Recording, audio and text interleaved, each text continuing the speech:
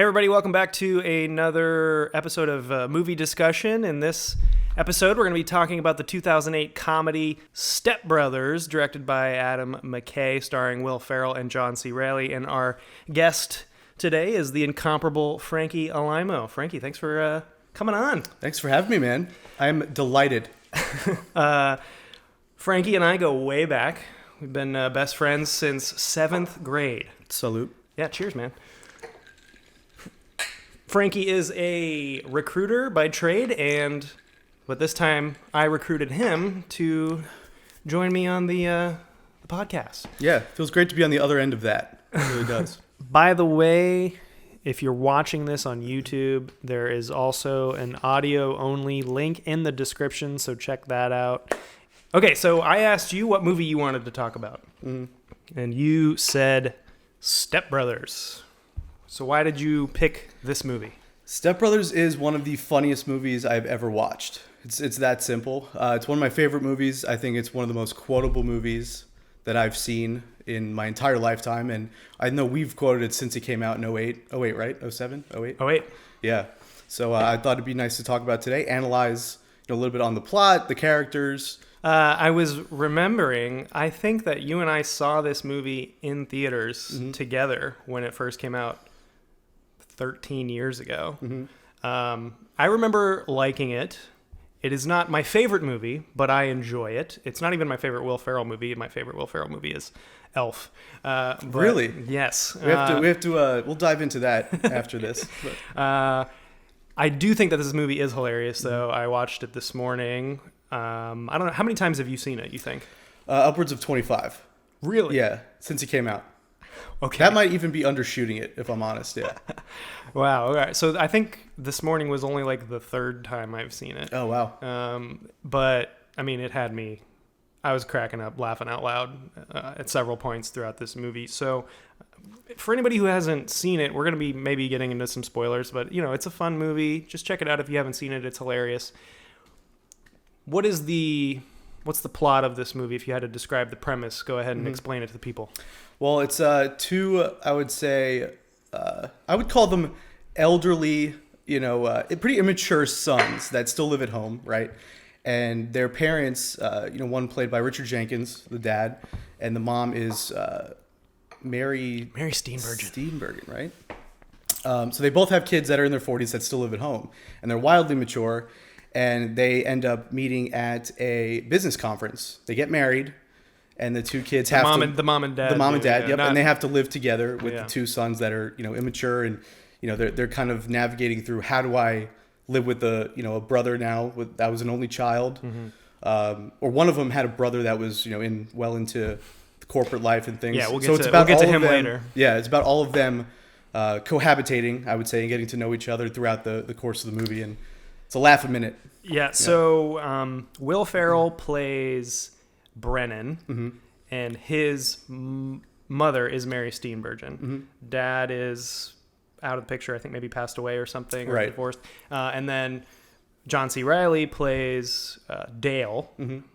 He's 40, and I think Will Ferrell's character is like 39. Yeah. Both losers who live with their parents, don't have jobs. And Dale's dad is played by Richard Jenkins. Yeah, and then Richard Jenkins and Mary Steenburgen meet, fall in love, get married, and then they move in together. And then these two 40-something, 39-year-old loser guys suddenly become stepbrothers. And they are wildly similar, but they initially cannot stand each other at first. And hilarity ensues. Yeah, they go back and forth from disliking each other heavily to becoming friends, and then we won't, obviously there are spoilers in this, so they end up being arch nemesis again, and it's just a roller coaster of that kind of dynamic, and it makes it super interesting. The movie opens with kind of a montage, letting you kind of see into both of these worlds real quick, and kind of right off the bat, I was laughing because you see Will Ferrell making like a plate of nachos, and he just pours some tortilla chips on a plate and sprinkles some cheese and shoves it in the microwave. Scene. Yeah.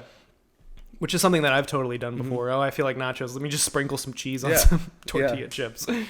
I've done that too. Actually, in college, I heated up some nacho cheese, took Cheez-Its, and melted cheese on top of that and dipped it in the nacho cheese. We won't say, why I was doing that and why I was eating that much cheese, but so yeah, similar scenario. But yeah, it's the opening scene, and then he puts like a bowl of like, I think it's like Count Chocula on top of it, and that whole bowl is like his breakfast. Oh, was it? I thought it was maybe Powerade. Was it Count Chocula? I thought it was maybe like black beans. Count Chocula was it beans? I don't think. I think there's like two foods that should not have gone together. You should know this from Elf. He's putting like chocolate syrup in the spaghetti and stuff. And you see like Dale, John C. Reilly's character, playing like Guitar Hero, and they're just it's cringeworthy because these guys are 40 years old and they're acting like children. Yeah, which is the whole. They're acting 31, like like you and I would be acting. And this is not the first time that Will Ferrell and John C. Reilly have collaborated. They were this came out after Talladega Nights, a couple of years later. I think that came out in 2006. So that was kind of their first collaboration, as far as I know. And then they went on to do more things together. I think Sherlock Holmes, which I have not seen. I heard it was trash. Yeah, I'll be honest with you. I heard it was trash, but I have not seen it yet. So we'll see. This, in my opinion, is the best one of their 3 movies. I guess I liked it better than Talladega Nights. Yeah, I did too. It's like just better, I think. But Talladega Nights it's definitely up there. But yeah, I would agree with that. And the director, Adam McKay, he's worked with Will Ferrell before too. He directed Talladega Nights, same director. He also directed Anchorman. Yep. 1 and 2, I think. He did The Other Guys, also a Will Ferrell movie. He also directed The Big Short. Yeah. Wrote for SNL, I think. Yeah. Right? I think so. And this movie was also written by Will Ferrell and Adam McKay. They wrote the screenplay, and I saw that in the credits, the opening credits, the story was Will Ferrell and John C. Reilly and Adam McKay. So they all came up with the idea for this movie. And then collaborative effort. Ferrell and McKay wrote the script. Another funny scene that I remember. So getting back to the movie, they are now all living together under the same roof. And one of the first scenes of them as this new family is sitting down together, eating a meal. And I actually watched this with my wife, Natalie, and she pointed out to me, I hadn't noticed, but so Richard Jenkins and Mary Steenburgen, they're eating like very adult meals. And then if you notice what Will Ferrell and Brennan and Dale are eating, did you notice what they were eating? Yeah, it was like they were putting like mustard and ketchup on it. It was like chicken nuggets or something like ridiculous, Exactly. So it's like grape juice. Their shit. Like their parents are eating what looks like asparagus and steak or something, and then gratin potatoes with steamed vegetables and all kinds of junk. And both of the boys are eating chicken nuggets. Yeah, and like squirting ketchup on their plate. Yeah, which is yet again. And they have a bowl. They mixed with I think ketchup and mayo together, and they're starting to plop. I didn't notice that. Will Ferrell he's so good at just playing a kid stuck in a man's body. Again, going back to Elf. My favorite Will Ferrell movie. He was so childlike and innocent in that movie in a grown man's body, and playing a very similar role, but not like a child like well on the developmental path, like a child that's completely still aloof, just well into oblivion and just like doesn't care about anybody around him. He's good at that distinct, I think, adolescent type persona. Do you have a favorite scene? Like a one particular favorite scene from this movie? There are a few. The one that best comes to mind is their wedding. When that's at the very beginning. Bergen and Richard Jenkins get married, and they're talking about the kids, right? When I think she's up there on the mic, and Will Ferrell just flips out, and he's like, he picks up the plate. I didn't want salmon. I said it 4 times. And he's walking out. This wedding is horse shit. I think I've said that line probably more than any other movie line since 2008. I remember you just over friends, the years. And that was one of my favorites. I like when they're in the bed together, John C. Reilly and Will Ferrell, and he called him like a curly headed, like those kinds of exchanges were great. I'll take this pillowcase, fill it with bars of soap, and beat the out of you. Yeah, like from Full Metal Jacket. Right. Yep. I actually have in my notes written down some of my favorite quotes from throughout the movie. And at the top is, I didn't want salmon. I said it 4 times. This wedding is horse. And then, why are you so sweaty? I was watching Cops. And this house is a prison on planet bullshit. And in the galaxy of this sucks camel. Yeah, that's one of the best ones, I think. And then even from the beginning, like right before they move in together, he's in the car. Will Ferrell's in the car with his mother, and he's like, "I'm not calling him dad. I'm not calling him dad. Even if there's a fire." He's like, "If he gets in my face, I'm gonna drop that mother." This will probably be bleeped out, so excuse the language. Yeah, and that's kind of an ongoing joke throughout the movie. Is Will Ferrell's character never calls Richard Jenkins dad, or even by his first name. His first name's Robert, I think. Yeah. And he always calls him Doctor or Dr. Mr. Doback. or just Doback. Yeah, and so you can call me Robert, and he's like, Robin. Robbie. And then he's like, stop calling me Mr. Doback. And he's like, okay, Doback. Okay, Doback. Another really funny quote, probably not the most quotable one, maybe not one that you would think of when you think of this movie, but one that really made me laugh is maybe towards the third act of the movie or so, Brennan gets really mad at his mom. Mm-hmm. Maybe when they're trying to make him get jobs or something, but he's talking to Dale or something, and he says, "I'm so pissed off at my mom. As soon as she's of age, I'm putting her in a home." I don't even care. As if like putting somebody in a retirement home is. It's like something that you do when they turn a certain age and they have no control over whether or not they go to a home. I just thought it was really That's hilarious. As soon as she turns a certain age, I'm putting her in there. I don't care what she thinks.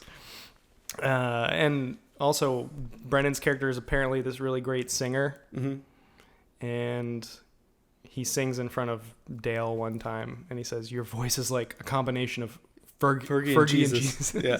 And like leading up to that, what he's singing, I can't remember the song he's singing. They do Andrea Bocelli later in the movie, but when he's singing for Dale, like just John C. Reilly's face is like continuous, like it's just shock and awe, but like there's like a crescendo with it, and they zoom in up his nose, and he just got this like completely astonished look at this mediocre ass singing. Like it was that's funny as too. Yeah, he's like, this is not an acoustic environment that is suitable to request this from me. And that scene, that's probably one of my favorites too, I think. After the whole, the car scene, Guns N' Roses. We're getting to that? All right. So the reason I asked you what your favorite scene is because my favorite scene in the whole movie is the car scene. And a little bit of that has to do with, it was a couple of my really good friends in college, Grace and Nevins. Yeah. We used to reference. Shout outs to Grace and Nevins. We used to reference that specific scene all the time. So it's kind of near and dear to my heart. But yeah, so you're introduced for the first time to Brennan's brother, whose name escapes me at the moment, but he's played by Adam Scott. Derek, yes, played by Adam Scott. Yep. Played by Adam Scott, and his wife is played by Kathryn Hahn. Hands down, one of the funniest people on this earth. Yeah, and this is kind of one of their earlier roles, the two of them. Adam Scott goes on to do Parks and Rec, and Kathryn Hahn is this great character actress who's been in so many terrific roles in movies. I think she graduated from like Yale or Northwestern. Did she really? Yeah, she's like brilliant. Oh. So they're in this car. They build up Derek as like this kind of douchey brother who is the family favorite. He's just like this, suave, slicked hair, nice, driving a really nice like Range Rover, I think, and this perfect looking family, 2 kids in the back seat, and they are singing "Sweet Child of Mine." I just always think of "Bow wow, I'm Derek, and I can sing high." Yeah, that's good. $1,200 for voice lessons, and you're flat. I'm gonna save it with the solo. And then they almost hit oncoming traffic, but so funny. And then the kid at the end just like... Dude, the kid is really hits like good. A ridiculous scale, and you're like, this is wild. Especially after being in almost a car accident. He just has the wherewithal to just be like, let me take this home, And it was Derek, the brother. Mm-hmm. He was the catalyst for bringing them together, making them realize that maybe they're more similar than they realized. Right. And so they hated each other. They hated living with each other. Maybe we should talk about the drum set. Please. So, I think that's where we are. I think we're gonna go all over. We're gonna go all over the place with this conversation. There's no order to this. It's just where we, So they're living together, and Dale has. So Brennan and his mom move into Dale and his dad's house, and Dale is John C. Reilly, and he's a drummer. It's one of his hobbies, and he's got this drum set upstairs, and he tells Brennan, one of the only rules in this house is don't touch my drum set. So later on they get in an argument, and you can take it from there. Yeah, no, and they, obviously Brennan touches Dale's drum set, and he goes in there, and they're having like this huge this little argument actually about, because I think Brennan has his feet on the couch, and Dale comes in, you shouldn't have your feet on the couch, and then Dale goes upstairs. This is after Brennan starts playing the drums when Dale's not home. So, right, he gets home, tells me to get his feet off the couch. He goes upstairs. He notices his drumstick. Which any drummer will tell you. You notice things that are happening to you. You're a drummer. Yeah, for on and off for 15 years. I don't know. I'm a little rusty, but anyway. But you notice know more that about stuff. drumming than I do. That's you notice that stuff. You notice like if a stick's broken. You notice like if there's any like scratches or that the head's messed up, or the pedal. You notice when things are off kilter. Right, so he notices the stick, and he's like, he just flips out. Like it like zooms in on there. I think it's like the ha, ha, ha, ha, like that music comes on or something, and he comes downstairs. They get into a fight, and then Brennan's like, "I'm gonna put my nutsack on your drum set," and he gets up, runs upstairs, and you see that he takes his nuts out and he just slides it across one of the tom toms, right, and then they get into a brawl. They just start beating the shit out of each other. And then it goes all the way, escalates all the way to outside, right? The end of that scene, right? And they end up beating the hell out of each other. The mom gets home first. She's spraying him with the hose. Are we taking it this deep into the scene, or you? Yeah. So and the dad, Richard Jenkins, he gets a phone call. He's at work or something, and it's his wife saying, "Oh my God, it's crazy! I can't get them off each other." So he has to rush home, and then he just sees this wild scene in the front yard of his house. The neighbors are watching, and they're beating the hell out of each other. Dale's shirtless. The mom's got a hose, and then one of them has a bat. One has a golf club. I think it's like a hybrid, maybe like a 3-wood or something. And they're like, I think it's a driver. They swing at the same time and clock each other, right? So they both go down. There's like this theatrical music that plays while they're hitting the ground. And then you see Mary. Is it Steve Bergen or Bergen? I think it's Bergen, but I'm only either way. The mom, 80% sure. Yeah, she goes. She's holding the hose. What the f-? She's spraying it everywhere. And that's like the beginning of like the snowball to like their relationship and how they're living together. Well, and I think that was the moment. So I think right after that, they're sitting on the couch, and the dad, Richard Jenkins, is like, "I've had enough. This is it. This is the last straw. Yeah. You two have to get jobs. Yeah, you can't live at home anymore. Start being 40. And start growing up. Yeah, you're 40. It's time to be an adult." So he's like, "I'll set up an interview for you on Monday. Be there. Take it seriously." And then there are some really hilarious scenes of them interviewing for jobs. Yeah. Oh my God. The one that sticks out to me there is the pan situation. Is it a P-A-M-N? I think I got a. Are you saying Pam? Pam? No, it's Pam. You're coming off as stupid. Shut your mouth. Shut your mouth. Shut your mouth. I'm coming off as stupid. You're wearing a job that requires tuxedos to a job that requires you to clean bathrooms. That was one of the funniest. And then the Seth Rogen one. Yeah, you get a cameo from Seth Rogen.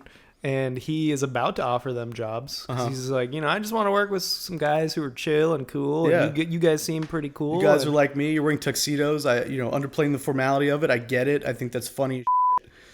And then John C. Reilly farts.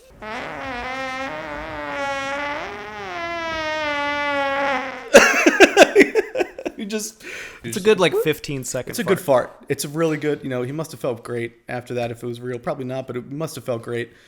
You can choose to put that in if you want. Seth Rogen is just like, did you just fart? Which is, yeah, of course he did. What else would that be? And he's like, I taste it on my tongue. Was that onions? Onion and ketchup. Now the tuxedos kind of seem up. So they don't get that job. I also forgot that this was a Christmas movie. Yeah. About as much as Die Hard is, yeah. Exactly. There was, because I rented this from the library because I didn't own it. And the disc on the DVD is them in Christmas sweaters with in front of a fireplace with wreath in front of it and or garland and Christmas lights. And I was like, since when is this a Christmas movie? I totally forgot that there was a scene when they're decorating a tree. There's multiple Christmas scenes, and it goes right over your head because of the stuff they say. The dialogue is it's written impeccably. I think it's one of the best scripts, comedic scripts of the last 15 years. So And then, but yeah, they're wearing sweaters. You know, he goes to the Cheesecake Factory, you know, because he's so tired of that. Well, yeah, so let's talk about that for a second, because throughout all this, you know, there's this movie is so ridiculous and just jokes every minute, and you're laughing, and it's almost a Three Stooges quality type humor. Yeah. It's really funny, and it's so silly, but you know, in the background of all this are these two serious characters played by the parents, and you see this new marriage just slowly deteriorating. They were so in love at the beginning of the movie, and then because their two sons are so ridiculous, just completely erratic, yeah, that it is their dynamic is hurting this relationship between Richard Jenkins and Mary Steenburgen, and it all kind of culminates in Dale and Brennan filming this Boats and Hose music video, prestige worldwide, on their dad's boat, because they're the whole Robert and Nancy, their whole plan, their goal, their dream is to retire and sail the world. Yeah, they want to sail to New Zealand. There's like another layer of islands that he had researched. So Robert's got this boat, and then Dale and Brennan use it for this stupid music video, and they crash it, and it sends Robert just spiraling out of deep end. control. Yeah, in this like complete depression. He's had it. And he gets really mad at Nancy because she kind of downplays it a little bit. Yeah. And he's like, "Are you kidding me? You're going to try to find some kind of silver lining in this? They just ruined my boat and cost me $80,000. We cannot baby these 40-year-old men anymore." She praises them in the car for their innovative nature. And, you know, they're trying to develop a business, you know, the Prestige Worldwide Entertainment, you know, company that they're trying to create. And he's looking at her like, "Are you kidding me? Like, they just they owe me $80,000, and you're telling them they're innovative and inventive." And then that's kind of when you could tell their friction. And they just destroyed our dream of sailing the world. Yeah. He's like, now we got to wait probably 4 years. We were going to do it next year. Now. Exactly. So this marriage deteriorates, and they end up splitting up. They tell the kids, "It's over." Well, now I'm picturing the scene. They're at the dinner table. I think this is when they tell Brendan and Dale that they're getting a divorce. Right. And one of the things that I noticed, kind of similar to the beginning of the movie when they're eating the meal, and you notice that Dale and Brendan are eating chicken nuggets. And in this scene, I noticed that in front of Brendan is a wine glass filled with like blue Powerade. It's Powerade, yeah. All the main like shifts within the dynamic of the family happen while they're eating some type of half-assed meal, and it's hilarious because it like accelerates the next part of the movie. Yeah. So they tell them that they're getting a divorce, and they just both start crying like little children. Yeah. Was it my? And they get the picture. Fault? Derek gets the picture of them, and they're both. And the dad's like, you know, he's like smiling. And he's like, "You're damn right, it's your fault." He's like, "No, it is 120% your fault." And then he's like up in the stairs, he's flipping out on him. He's like, "Failures." "You're embarrassing yourself, you geriatric." That's one of my favorite parts too. And he comes down and tries to fight. And he spanks him. Beats the shit. He goes, "We should have done this a long time ago." Spanks the hell out of him. You know, "You're next, Dale." He's like pointing at him. So finally, these two man children realize they kind of have a come to Jesus moment. They're like, "Oh, you know what? Maybe we shouldn't be so childish anymore." And they eventually grow up and get jobs, and they get serious about life, which I think was necessary for this movie because it's so ridiculous and so silly that you did need this serious moment, you know, towards the end of the movie where they get their act together. And because without that, it would just be these two man children throughout the whole movie making jokes and being funny, but there would be no real character arc. And you really, you wanted to see them grow up and grow out of that childlike aspect. Yeah, you're always asking, like, are they capable of doing this? Because the whole movie, their parents, you know, are pushing them that way. You know, get a job, get out of the house, stop acting like a fool, you know, and then you see them do it. And they do it pretty well. I think they make that transition well. You know, he's doing, I think it's taxes or something. You see like a 1040 easy paper. Yeah, or something. And he's got the Chewbacca mask on. And he's like semi-serious. Yeah, and he's right. He's doing his taxes. He's like moving the hair he can't see on the paper, and he's like, you know what? I'm gonna take this mask off. He grabs it, puts it on the table, and he has like this moment of realization, like, I don't need this mask anymore. I'm an adult. If you didn't get that character development, them finally growing out of their childish ways, I don't think this movie would have worked as well. Right. So then we get to and so Brennan gets a job with his brother Derek. Mm-hmm. And I don't even, what do? They sell helicopters. They lease helicopters. Yeah. Yep.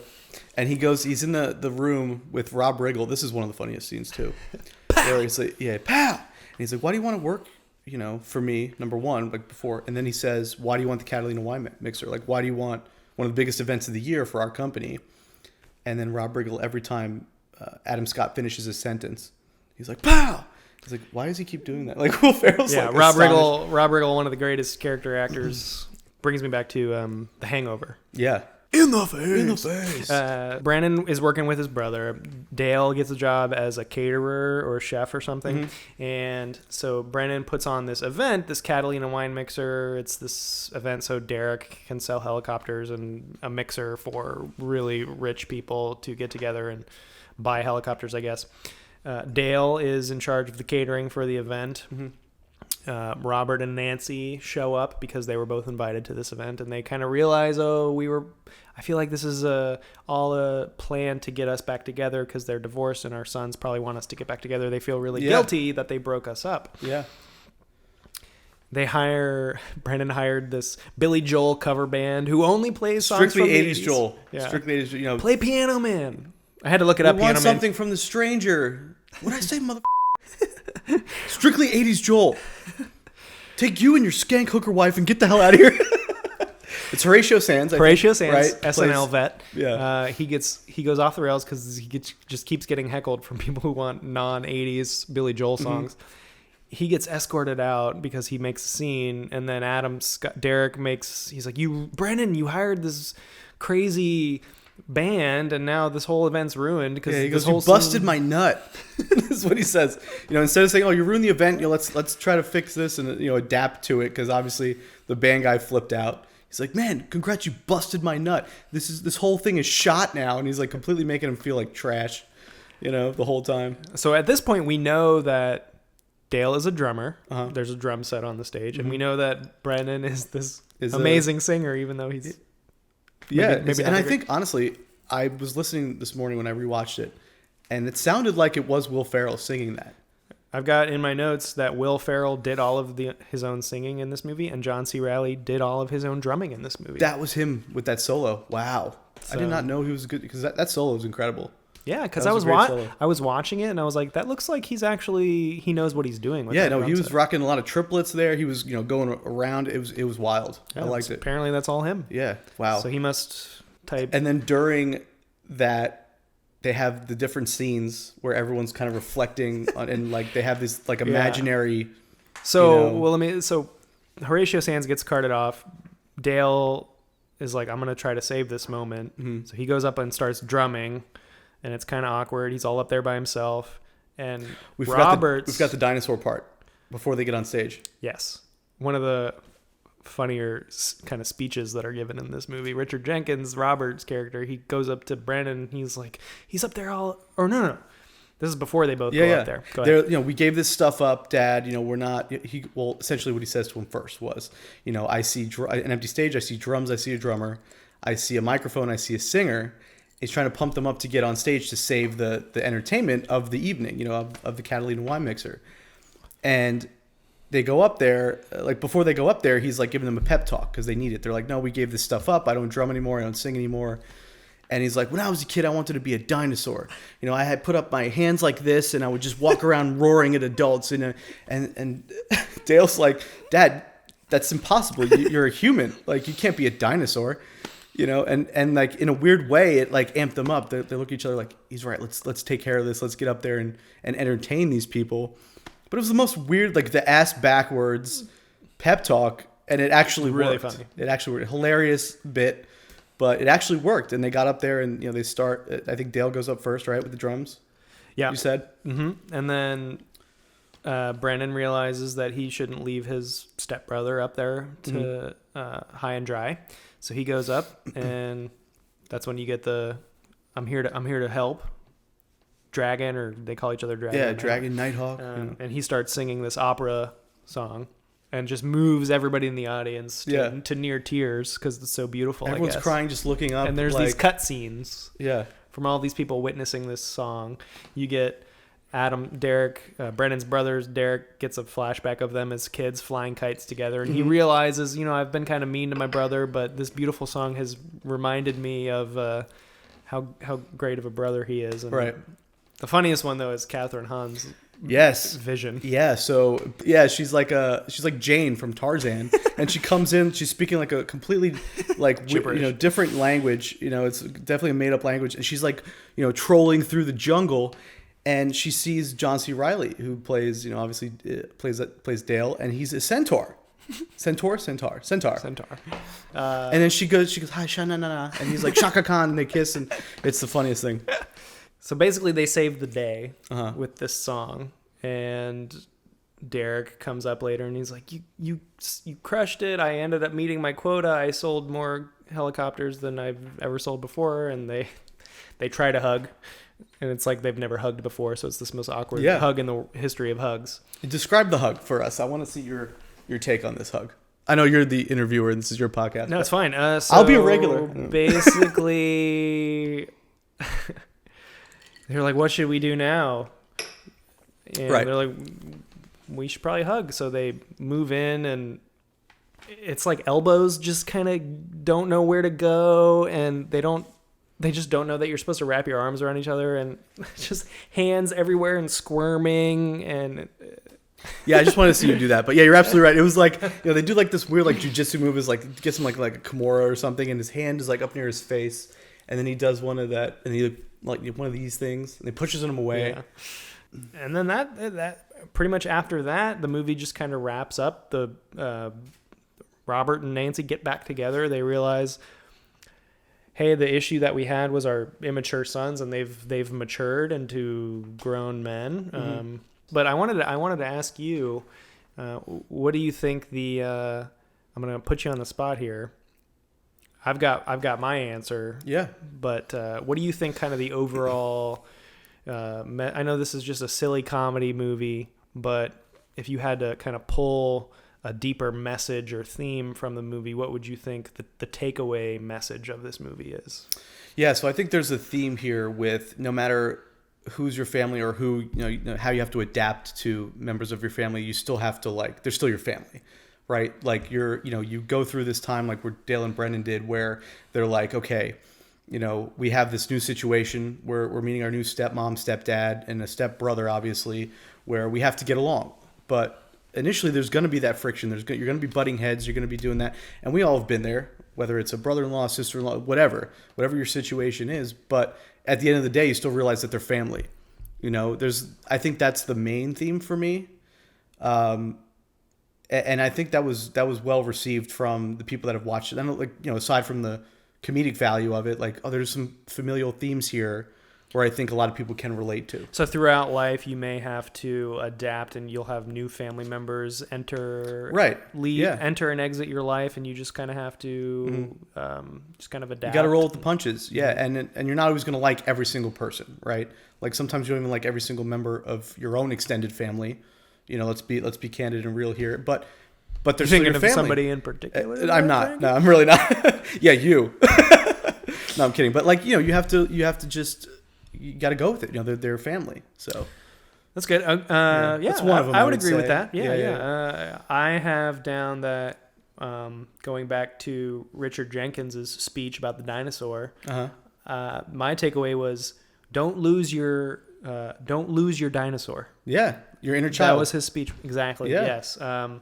Never totally lose your inner child. Yeah. Is what I've got written down. And you want to know something funny? I have never had a problem with that.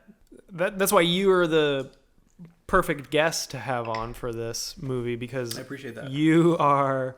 I would never use the word immature, but you Feel free to use that word. It's okay. But you're serious when you need to be, but you've never lost sight of the importance of just being silly and goofy and fun and just having fun with life. And that, I think, is kind of part of the message of the movie is, be serious when you need to be, but don't ever lose that inner child and don't ever feel the need to totally eradicate silliness, goofiness from your life. Yeah, no, if you're too serious all the time, you're going to have a bad time in life. So I have a couple more tidbits of trivia that I found. This is according to IMDb, the trivia section for this movie. I already mentioned that Will Ferrell does his own singing and John C. Reilly does his own drumming. The scene where Brennan rubs his testicles on the drum set. Apparently, that the fake testicles that were used for that scene were worth around $20,000. What? And were presented to Will Ferrell as a wrapped present. Oh my God! Can you imagine just opening a gift and it's like a fake ball sack? Oh my God! Thank you so much for this production. $20,000. They were pretty. What kind of material did they use? They were pretty real looking, though, I guess. Like, I don't know. What kind of material would it be? 20 grand? It's unbelievable. That's all I know. Ridiculous. So I don't know. You chose this movie for the podcast. I don't know if you consider this your favorite movie. One of them at least. It's up there. Yeah. Mm-hmm. So apparently this is also the actor Joaquin Phoenix's favorite movie. Really? Or one of his favorite movies. Apparently he claims to have seen this movie more than any other movie. Yeah, I would say it's up there for me too. Yeah. I mentioned over 25 times I've seen it. It might be even more. But every time it's on, I'll catch at least a third of it. I'll stay and watch. So it's the kind of movie, if it's ever on TV, you got to stop and watch. Yeah, I watch. Yep. Also, so the director Adam McKay, I read, reportedly originally wanted to make this movie a drama, and not a comedy. Dang. How do you think that would have went? Which would be interesting. It would have. Yeah, I was thinking. So obviously they would have gotten rid of a lot of the just silly, ridiculous humor type stuff. I could totally see how you could make this into a drama. Yeah. Just kind of a family drama of to make it a little darker. A little darker. Maybe give a little more depth to the characters, and obviously it wouldn't be as funny. Could still be a really funny drama, but I could see how. You could introduce the audience to just a couple of middle-aged loser guys who still live with their parents, which is clearly a character that, there are people out there like that. Not trying to, diminish anybody out there or anything like that, but there are plenty of people who are just stuck in the middle stage of life, still living with their parents. Failure to launch. Exactly. Failure to launch. They're not necessarily doing bad, from a mental health standpoint or character standpoint or whatever, but they live at home and they're having trouble getting going, essentially. What would it be like if, kind of a Brady Bunch type scenario, but instead of two big families coming together, just single mom with a middle-aged son, single dad with a middle-aged son? What would that dynamic be like? And then we mentioned kind of the more serious aspect of the movie where the two crazy sons lead to the deterioration of this marriage. Yeah. That was kind of the more serious aspect of this movie. I could see where that would probably be the heart and soul of the drama if it were a drama. Yeah, I think you could explore the darker sides of that. So like the characters of each Dale and Brennan, maybe some of that stigma of, wow, I really need to get my life in order, things of that nature from their perspective individually, then bringing that together. And then, the peril of having two 40-year-old sons that can't leave the house.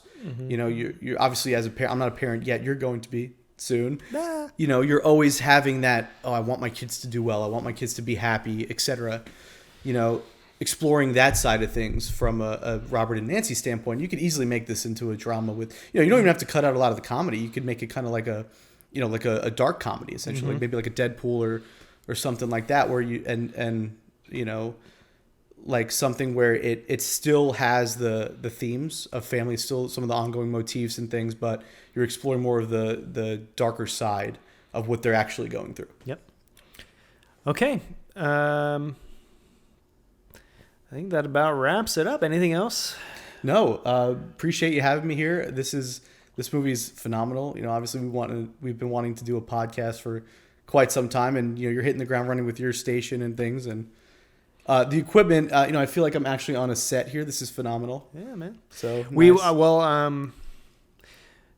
we'll have you on again. Yeah. Think of another movie. Yeah, let's do it. We'll do it again, and yeah, it was fun. Maybe we'll do like a drama or something. You know, I know we lean towards comedy, both of us usually, but we could do maybe another genre. But yeah, I appreciate you having me, man, for sure. Thanks for watching. Like and subscribe. Stay tuned for more content in the near future. See you later. Take care.